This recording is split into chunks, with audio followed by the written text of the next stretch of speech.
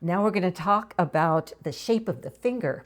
I would like you to try to make a beautiful C sharp on the A string, but with your finger kind of flattened out, and just vibrate and make as beautiful a sound as you can.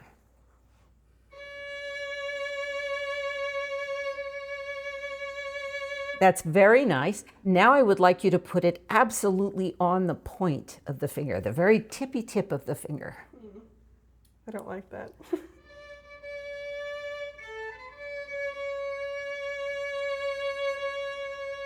It's harder to get the vibrato, and I see you're doing all sorts of things just to try to get it to move, okay?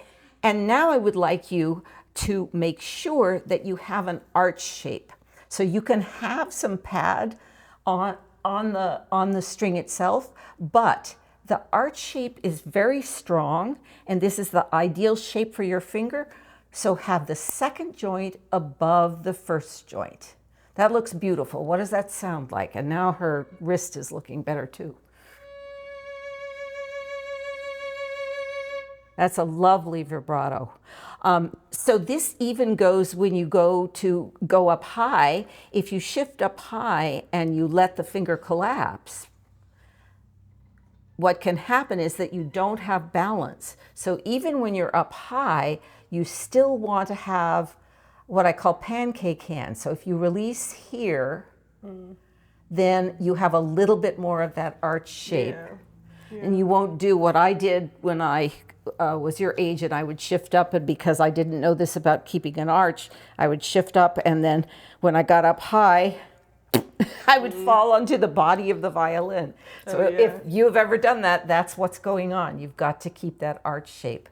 So that C shape and that arch shape is really helpful everywhere. So when you shift, why don't you shift from first position to third position, first finger to third finger, and just pay attention to how you land with the third finger.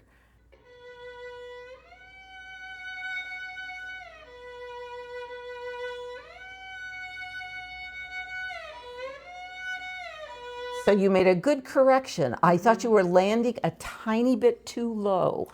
Yeah, try that again. Yeah.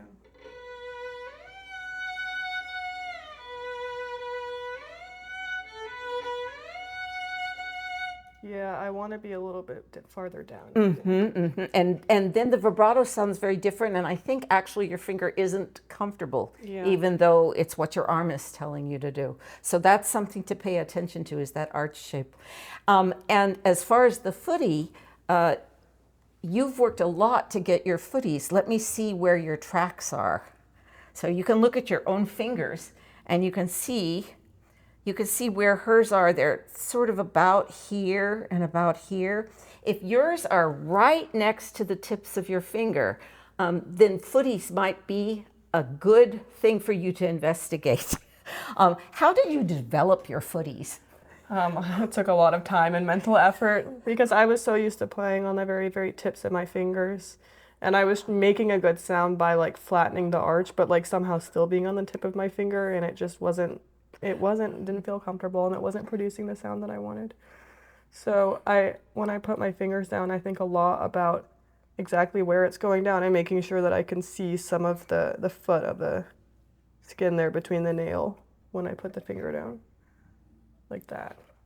And did you ever try the hanging exercise? Yes. Okay, so that's right. So for this, I would recommend that you use your right hand to hold the violin near your neck, and then put your hand up, and then hang on second finger maybe. Okay, and when she's doing this is far more weight than she'll ever actually use, but she's releasing the whole weight of her arm into the violin, and she's going to keep this above that.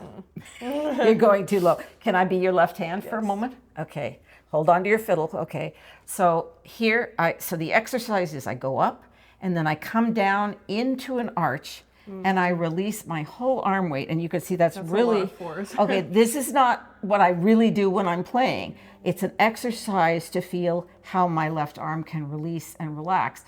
And if I don't keep the arch, if I flatten the finger, the arm will just release. It will just fall down because it's totally relaxed.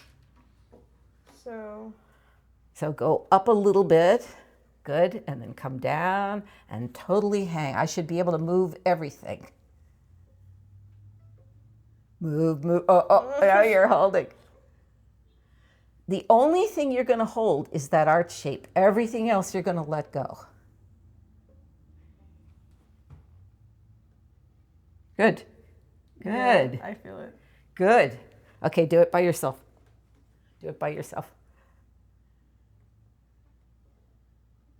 Good, and move your elbow, move your wrist. So she's only going to need about 5% of this weight, but when you're playing slowly, this feeling of stepping into the finger and transferring some of the weight of the arm is really helpful for your sound. Maybe you could demonstrate with the bow and show the difference between when you play on your fingertip and when you play on your footy, and do a little weight transfer. So this is fingertip. This is characteristic. The vibrato is narrow. Yeah, the sound seems very thin. And then with a little bit of the footy and the arch still.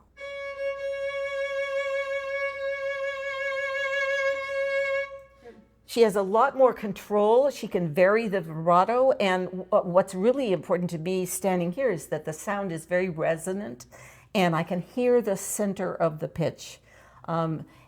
If you play very much on the pad without the arch and you vibrate,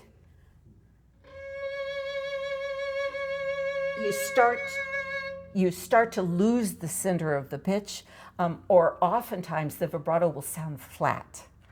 And it sounds a little fuzzy, I think. Yeah, it sounds a little fuzzy. You might want that sometimes, but not usually. A very important principle of the left hand is to have the fingers feel what I call the active C. So Grace doesn't pick up her fingers and straighten them, or at least not when I'm around. Even when she picks up her fingers, she still keeps a mild curve in them. And what this gives her is the ability, of course, to go back down on the string very quickly, but it also keeps the finger stronger. So this can help with articulation. It's really quite a difference if you drop the finger from straight. You can try this on your own hand. Drop your finger and land in a curve as you need to, and just feel what that feels like. And then pick the finger up, but keep it curled. And then drop with the curl already there. And you'll notice it feels very different on the back of your hand. It feels much more distinct. You will also hear that in articulation. Maybe you could do an example of bad, not curved fingers, and like that little, just do that little, something fast. Yeah. With not curved fingers? Yeah. Oh, I don't know if I can do it with not curved fingers.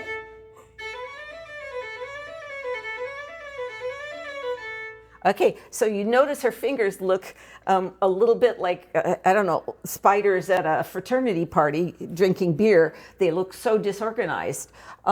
If you keep them curved and do the same thing,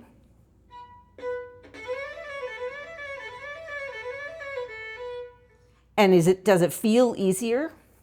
You are used to it now. So this business of keeping the fingers curved, and even in the air, keeping them curved, it's for me very fundamental to fast technique in particular. And so her fingertips are always communicating back towards the palm of her hand. They are not going across the street to Starbucks. Even when they are lifting, they still feel the mothership. They're talking back to the hand. And that simple thing when you're playing fast solves so many problems. Okay, next let's go straight into finger patterns. Okay. Because this is to do with finger patterns. I like to organize the finger patterns into groups. So I call the one that's half step, whole step, pattern 1, and pattern 2 is the half step is between 2 and 3, and pattern 3, the half step is between 3 and 4, and pattern 4, there are no half steps, and I think pattern 5 is half, augmented, half, And then I realized there has to be a pattern 6 because there's a weird pattern that people have to do, which is half, whole half. Yes. You end up with that one a lot. So that's my new pattern 6. Okay. Okay. So you can save yourself a lot of trouble if, when you are playing your music, you organize what's going on into these finger patterns. So you're not thinking E, F, G, A. You're thinking, oh, pattern 1. You got the whole thing in your hand, right? So it's almost like a little set. George Nykrug called it a wrench. So especially when you're playing fast, you think of the balance with all 4 fingers, you think of the octave frame, and you put the whole pattern down on the string or in the air. Likewise, when you're descending and you play 4, 3, 2, 1, and then you get ready to do the next string down, you're over there with the whole pattern. Yes. Okay? And that can be really good. Do you remember the one that you do where you just practice the same pattern and go up by half step? Yes. Could you demonstrate that, please? Yeah. So if I'm doing pattern 3, let's say,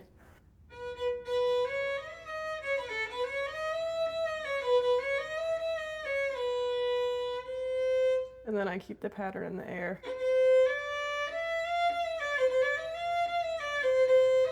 And you can check the intonation when you hit the open strings and then up again. And I would like everybody to notice that as she's doing this, this whole step is clearly visible. And even when she picks up the 3rd finger, the muscles in the side of the 3rd finger are strong enough to prevent it from doing this, because that is no finger pattern.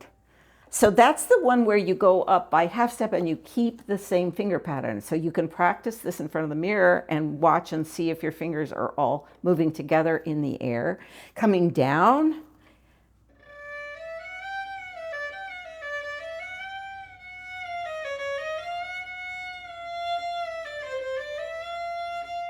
Good. Yeah.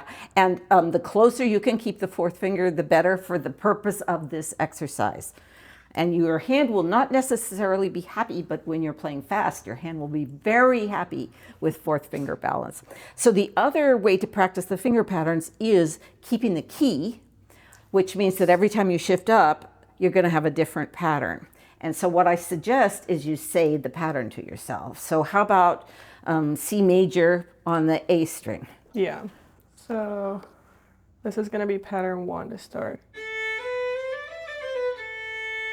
And then shifting up is going to be pattern 3. Right. And she thinks that as she shifts or even before she shifts. So can you do that without stopping? Yes. So pattern 1. Right. And if you watch great violinists on YouTube, you will see, for example, Hilary Hahn's hand always looks like this. It's always got finger patterns going on. You never see drunken spiders in her hand. And this makes even difficult passages so much easier. I would like to also talk about the concept of pink and white. Yes. So pink and white simply means that you're able to leave your fingers down on the string without pressing. So when Grace plays the 1st finger, that finger will turn white on the fingertip. Then when she plays the 2nd finger, she could have the option of lifting the 1st finger, but this is somewhat disorganizing, and then she's going to have to find it again. So what I recommend instead is she leaves it lightly on the top of the string. It will be pink because it's not being pressed. So right now, she's got a pink 1st finger and a white 2nd finger. Now she's going to put her 3rd finger down, and she's got 2 pinks, 1st and 2nd are pink, and 3rd is white. And now she's going to put her 4th finger down, 1 white, 3 pinks. Now she's going to go to the next string down, and same thing, she's going to play this finger first, so it's white, but these are pink. But they're not just wriggling around in the air. The 4th finger is white. The rest of them are pink. And this is the hardest one because sometimes the third finger likes to be white to help the fourth finger out. And then lift up the fourth finger, the third finger becomes white, and you can like feel the transfer of the balance. So then the second finger is white, first finger is still pink, and then transfer back.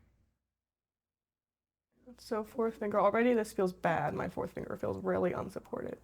And then like that. It doesn't feel good, you know, there's gonna be a gap in the sound already. And also my hand feels really tight because all there is tension. It's tension, tension, tension, tension. There's no release anywhere. This habit of keeping information either on the string or in the air is fundamental to playing fast, and it makes fast passages easy, or easier.